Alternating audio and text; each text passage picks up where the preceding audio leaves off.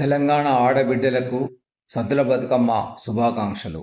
బతుకమ్మ అంటేనే ప్రకృతి పండుగ. ప్రకృతికి తెలంగాణ మహిళలకున్న అనుబంధాన్ని ఈ పండుగ తెలియజేస్తుంది.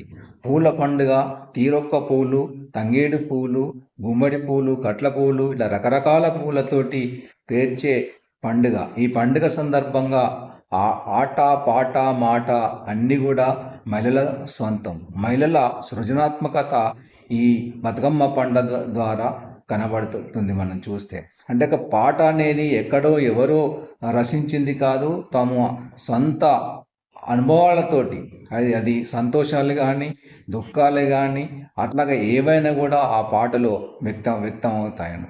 పుట్టింటి సంతోషాలు, మెట్టింటి ఆప్యాయతలు, అట్లాగే వేధింపులు అన్నీ కూడా ఈ పాటలో వ్యక్తం అవుతూ ఉంటుంది. అట్లాగే పాటల సందర్భంగా వేసే లయ కూడా ఆ చప్పట్లకు అనుగుణంగా, అట్లాగే కోలాటం సంబంధించి కూడా ఒక ప్రత్యేకత అనేది బతుకమ్మ పండుగ సందర్భంగా మహిళలకు సంబంధించి కనబడుతుంది. అంటే సొంత గొంతుతోటి, సొంత రచనతోటి, అంటే ఒక వాగ్గేయకారులాగా ఈ పాటలు అనేది కొనసాగుతూ ఉంటాయి.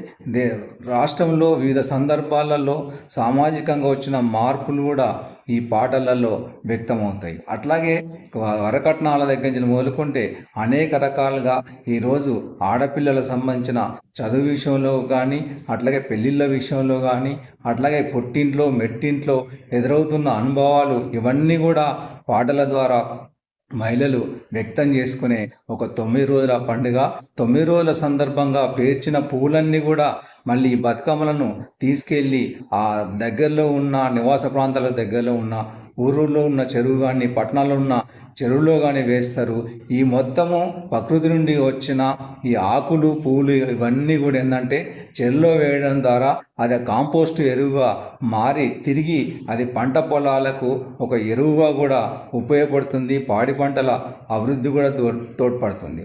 అంతేకాదు ఈ పండుగ సందర్భంగా సత్తు పేరుతోటి తయారు చేసే మంచిది నవధాన్యాలతోటి, అంటే 9 రకాల ధాన్యాల సంబంధించింది. అది బియ్యం పిండి, గోధుమ పిండి, పెసరు, మొక్కజొన్న, అట్లాగే పల్లీలు, నువ్వులు, కొడుక, ఇటువంటి అంటే మహిళలకు కానీ కుటుంబానికి కానీ ఒక పౌష్టికాహారాన్ని అందించే నవధాన్యాలతోటి ఈ సత్తులు అనేటివి తయారు చేయడం జరుగుతుంది. సత్తులు తయారు చేసిన తర్వాత ఆ వాడలోని మిగతా మహిళలతోటి కూడా అది ఇచ్చిపుచ్చుకోవడం అనేది ఒక సంప్రదాయాన్ని సూచనగా ఇది దోహదపడుతుంది. అంటే ఇటువంటి ఒక ప్రత్యేక ఆటతోటి, సొంత గలంతో, అట్లాగే సొంత రచన పాటలతోటి ఈరోజు జరుగుతున్న దానిపైన అక్కడక్కడ ఈ కోలాటం పైన కూడా ఈ దాడి అనేది జరుగుతుంది. గతంలో తెలంగాణ సాయుధ పోరాటానికి సంబంధించింది కూడా ఊపిరి ఊదిన దాంట్లో ఈ పాటలు, బతుకమ్మ పాటలు కూడా పెద్ద ఎత్తున పనిచేసినాయి. అటు సారా వ్యతిరేక ఉద్యమం కానీ, అట్లాగే ఇటువంటి